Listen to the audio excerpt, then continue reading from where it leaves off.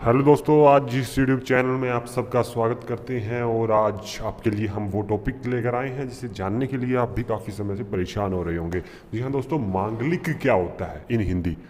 मांगलिक दोष के लक्षण क्या होते हैं, मांगलिक दोष किन व्यक्तियों को होता है और मांगलिक दोष दूर कैसे होता है, इन सब विषय पर हम आज चर्चा करने वाले हैं। तो उम्मीद करते हैं आपको वीडियो पसंद आएगी और इसके माध्यम से अगर दोस्तों आपकी भी जीवन में समस्या चल रही है मांगलिक की, तो दोस्तों उसे निवारण करने के लिए क्या तरीका अपना सकते हैं, अब उसके ऊपर हम बात करने जा रहे हैं। तो दोस्तों अक्सर आपने सुना होगा कि मांगलिक होने के कारण कुछ लड़के लड़कियों की शादी नहीं हो पाती।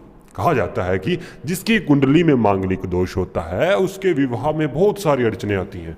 वहीं कुछ मान्यताओं के अनुसार अगर किसी जातक की कुंडली में मांगलिक दोष हो तो उसकी शादी भी ज़्यादातर मांगलिक दोष वाले के साथ ही करनी पड़ती है। लेकिन क्या आप जानते हैं कि ऐसा सच में होता है?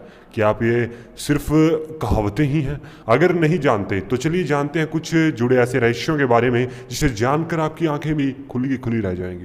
जी हाँ दोस्तों, सबसे पहले जान लेते हैं कि जब कुंडली में प्रथम, चौथम और सप्तम, अष्टम और द्वादश भाग में मंगल बैठा हो तो इस कारण में स्थिति की कुंडली में मांगलिक दोष होता है। कहते हैं कि ये दोष शादी के लिए अशुभ माना गया है। तो अगर आपकी कुंडली में भी मांगलिक दोष है तो ज्योतिषी शास्त्राओं के अनुसार कुछ नियमों को आपका पालन करना पड़ता है, जिसके द्वारा वैवाहिक जीवन में मांगलिक दोष उत्तम कहा जाता है।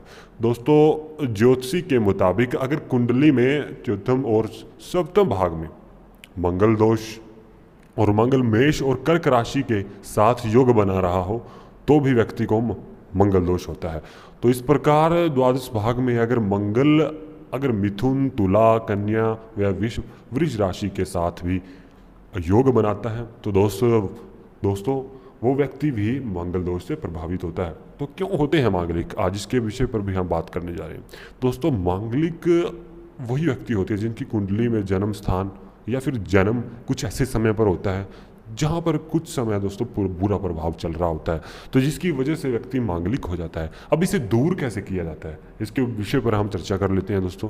अब इसे दूर किस प्रकार से आप घर बैठे कर सकते हैं, तो इसके मैं कुछ उपाय बताऊंगा आपको, जिसके निवारण से आपके जीवन में प्रभावशाली ढंग से दोस्तों उसके अर्थ मिलेगी आपको। तो कई कारण कुंडली के मिलान पर अटकी होती है, तो मांगलिक दोष को दूर करने के लिए जो उपाय हैं वो आप जान सकते हैं, कुछ इस प्रकार से हैं। दोस्तों कहा जाता है कि 28 की उम्र तक अब मंगल दोष रहता है, उसके बाद समाप्त हो जाता है। ऐसी मान्यता है कि 28 की उम्र की पूरी हो जाने के बाद मंगल दोष समाप्त हो जाता है, तो इस पर भी हम बात करेंगे आज। परंतु ज्योतिषाओं के इस पर कोई स्पष्ट मत नहीं है।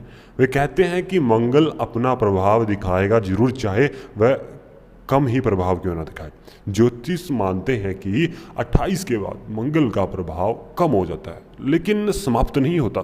उनका कहना है कि व्यक्ति को जोखिम लेने के बजाय शास्त्रों में बताए गए उपायों को अपनाना चाहिए जिससे दोष का निवारण हो सके। ज्योतिष बताते हैं कि कुंडली में मंगल दोष होने के बाद भी ऐसे योग व ग्रह स्थिति होती है जो मंगल दोष को खत्म कर सकते हैं, कहें तो समाप्त कर सकते हैं। जैसे कुंडली में शुभ ग्रहों का केंद्र में होना, शुक्र दूसरे भाव में हो, गुरु मंगल साथ हो या मंगल पर गुरु की दृष्टि हो तो मांगलिक दोष दूर हो जाता है। यदि आपकी कुंडली में मंगल दोष है तो घबराने की आवश्यकता नहीं है। योग्य ज्योतिषाचार्य द्वारा हमारे दिए नंबर पर कॉल कर अपनी सभी जानकारी हासिल कर सकते हैं और फ्री में अपना इलाज करवा सकते हैं मांगलिक दोष का। उम्मीद है वीडियो पसंद। दोस्तों इस उपाय को कर आप भी मांगलिक दोष निवारण कर सकते हैं इस प्रकार से। अगर वीडियो पसंद आई है लाइक शेयर करें, चैनल को सब्सक्राइब करें। धन्यवाद दोस्तों।